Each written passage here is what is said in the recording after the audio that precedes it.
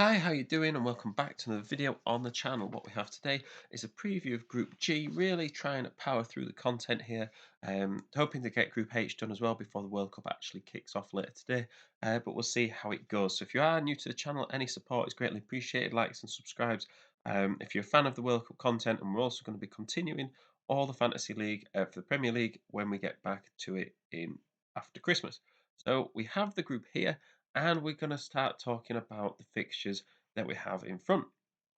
To be honest, I think it's obviously Brazil's to lose. They are the group favourites, and they're also probably the World Cup favourites as well. And then it's really a flip of a coin between Serbia and Switzerland. Me, I kind of think Serbia will probably edge it over Switzerland, but Switzerland do have that track record that we're going to talk about in a second. And then finally, we've got Cameroon. No one really expects them to do much, but they do have some attacking threat and some solid players as well. So we start with Switzerland, and we've got their World Cup qualifying group there, and they edged out Italy. They were the reason that Italy managed to only get into the playoffs, and then they lost and didn't qualify. Switzerland clearly know what they're doing if they can finish ahead of Italy. But then in their Nations League group, they didn't quite do as well, but they only just missed out if you look at the final points. They're only 2 points off the lead, and we're also in a group with Spain and Portugal. So they are very solid, and they actually drew with Brazil and Serbia in 2018. So those three teams were actually in the same World Cup group last World Cup, which is quite strange when you think about it. And they're historically great defensively. They did actually in 2006. They've been the only team to get knocked out of the World Cup without conceding a goal. And as we can see in qualifying, they only conceded two in eight as well. So they are very structurally sound, and the manager does like players to take ownership. Very consistent team, only losing one of the last 38 World Cup qualifiers. I believe that was against Portugal a few years ago. And let's look at potential players. So we start with Jan Sommer in goal, and obviously a team that's so good defensively, it would make sense to at least have a look at the goalkeeper.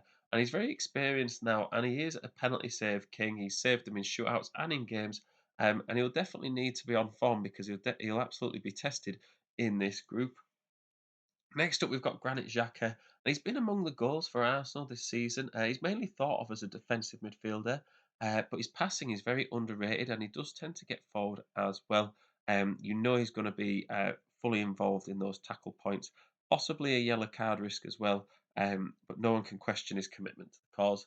And then we've got Xherdan Shaqiri. He's still only 30 years old. It feels like he's been around forever. And his experience of winning three Bundesligas, the Premier League, and the Champions League twice will be absolutely vital for Switzerland as they try to negotiate through this tough group. He's also listed as a midfielder, which I think is pretty good because he is more than likely going to be playing further forward. Next up, we've got Cameroon, and they managed to edge out the Ivory Coast in their first qualifying group, which is no easy task at all. And then they beat Algeria only on away goals in the playoffs. So they've just kind of snuck in, but they did get past some very tough teams in order to get to World Cup. And it is a record eight appearance for an African country in the World Cup. Although Samuel Eto'o, the new head of the federation, absolutely phenomenal player, but since he's been head of the federation at Cameroon, he's kind of put the pressure on a little bit, sort of saying they need to actually get to the knockouts and beyond, in order to, make the country proud. But in reality, I do feel like some good performances against some tough teams in the group. It's kind of how you lose rather than if you lose, if you get what I mean, for them. So tactical analysis, they are very defensively solid, only conceded three goals in six games. And they have quite a pragmatic style that sort of take no risks, grind it out, sort of tactical side of it. And they do tend to play a 4-3-3 with the striker actually dropping deeper into midfield and then two players down the flanks kind of playing off of him, and trying to get in behind. So potential players we have here, we start with Vincent Abubakar, and he was top scorer in the Africa Cup of Nations in 2021 with 8 goals, and he's third overall in Cameroon's all-time leading goal scorers. So we'll be hoping to prove his quality on the world stage. He has done it in international tournaments before, and I'm sure he will be the one that's looking to get the goals for Cameroon. Next up, we've got Zambo Anguissa. You might remember him from his time in the Premier League as Fulham, but with Fulham, but he's really matured since then. His job is to regain possession for his team, so he could get really valuable tackle points, especially if you think Cameroon are going to be on the back foot quite a lot. Those interceptions and tackles could be really important. And finally, we've got Choupo-Moting. He's got big game experience with both PSG and Bayern. I think he actually played in the Champions League final in 2020, and that could prove vital for his team. He's also a very versatile attacking option. He can either play out wide or through the middle, so he might be a good value player to get in. Next up, we've got Serbia, and they managed to finish ahead of Portugal. So we have got some teams, that are, Switzerland finishing ahead of Italy, Cameroon finishing ahead of Ivory Coast, and Serbia finishing ahead of Portugal. It's some pretty tough, groups that they've got out of here. Um, they do have an excellent starting 11, but the strength in depth is maybe lacking a little bit. Although they are unbeaten in the last 5 games, they'll absolutely be hoping to carry that form into the World Cup with them. And they do have lots of talented individuals, but they do tend to play quite well as a team as well. Um, and they do try to mix it up a little bit. It's quite hard to predict who's going to be playing, but they usually tend to go with a 3-4-2-1.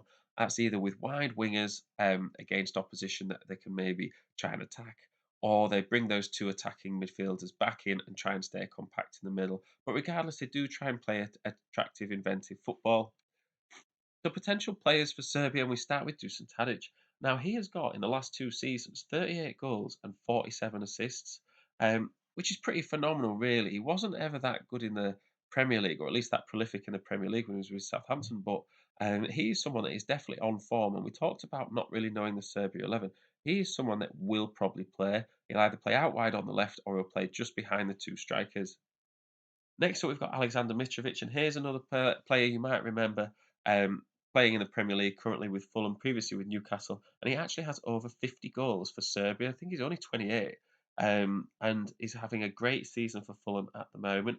A recent foot injury he should actually have recovered from, and that could see him having some well-needed rest to spearhead Serbia's attack because he has played quite a lot in the Premier League and in the Championship last season.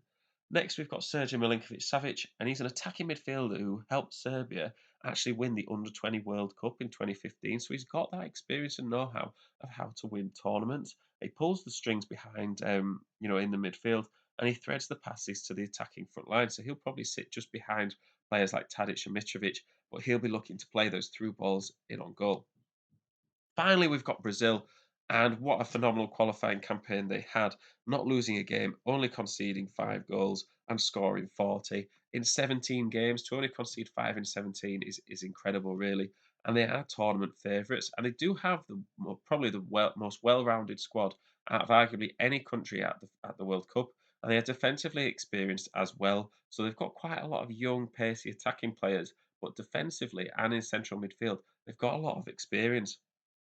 They tend to play 4-3-3 without the ball and 3-2-5 with it. So that is, when they're really going for it, they're not necessarily going to play that all the time when they've got the ball, but they have got that option to throw players forward with Neymar in a free role, probably centrally. And the fullbacks push inwards into midfield to add to that solidity whilst they're throwing players forward. So they try and remain compact even though they're on the attack. So potential players, you're obviously going to have Neymar, and he's probably the best player for the best team at this World Cup. Age 30 is considered to be his best chance to win a World Cup. And Brazil also have the history, as the last time it was held in Asia in 2002, and they actually won it. Um, so, if you think he is going to be the focal point and Brazil are going to score a lot of goals, he is your guy. Quite expensive, but then also Vinicius Junior is also 10.5 million. You would say Neymar is a lot more certain to be guaranteed minutes in the group stage. Next up, we've got Thiago Silva, and he's 38 years old, but the captain still isn't missing a beat as he's one of the few experienced players in the Brazil squad.